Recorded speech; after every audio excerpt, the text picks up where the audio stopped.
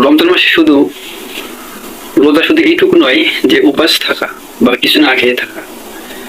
পরিপূর্ণ রমজান বা সাওমের পরিপূর্ণ উদ্দেশ্য হাসিল হবে তখনই যখন একজন মুমিন মুত্তাকি প্রত্যেকটি কাজ, সব কাজ থেকে বিরত থাকতে পারবে, সকল প্রকার অনৈতিক কাজ থেকে নিজেকে বিরত রাখতে পারবে।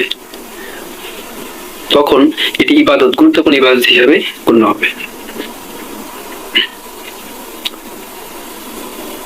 রমজান মাসে যে ব্যক্তি পরিপূর্ণ সবকটি রোজা বা সাওম পালন করবে, আল্লাহ তাআলা তাকে বিশেষ মর্যাদার অধিকারী করে তুলবেন। জান্নাতে একটি দরজা আছে যেটাতে শুধু সিয়াম পালনকারী ওই দরজা দিয়ে প্রবেশ করতে পারবে। এই দরজাটার নাম হচ্ছে রাইয়ান। রাইয়ান নামক যে দরজাটি আছে, এটাতে শুধুমাত্র কেবলমাত্র সাওমকারী বা রোজাদারই প্রবেশ করতে পারবে। এই দরজাতে প্রবেশ করার মাধ্যমে প্রত্যেকটা উম্মত বা প্রত্যেকটা বান্দায় কখনো আর তৃষ্ণার্ত হবে না। রমজানের দুইটা উপকার আছে বা আনন্দ হচ্ছে, একটা হচ্ছে ইফতারের মাধ্যমে, আর একটা হচ্ছে এর প্রতিদান আল্লাহ নিজেই দিবেন।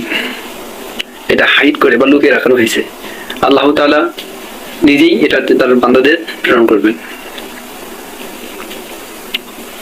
তো এই জন্য আমাদের আল্লাহ তাআলা সন্তুষ্টি অর্জনের জন্য, নিজেকে গুনাহমুক্ত করার জন্য, নিজের ঈমান আমলকে পরিশুদ্ধ করার জন্য রমজান মাস আমাদেরকে ট্রেনিং স্বরূপ দিয়েছেন।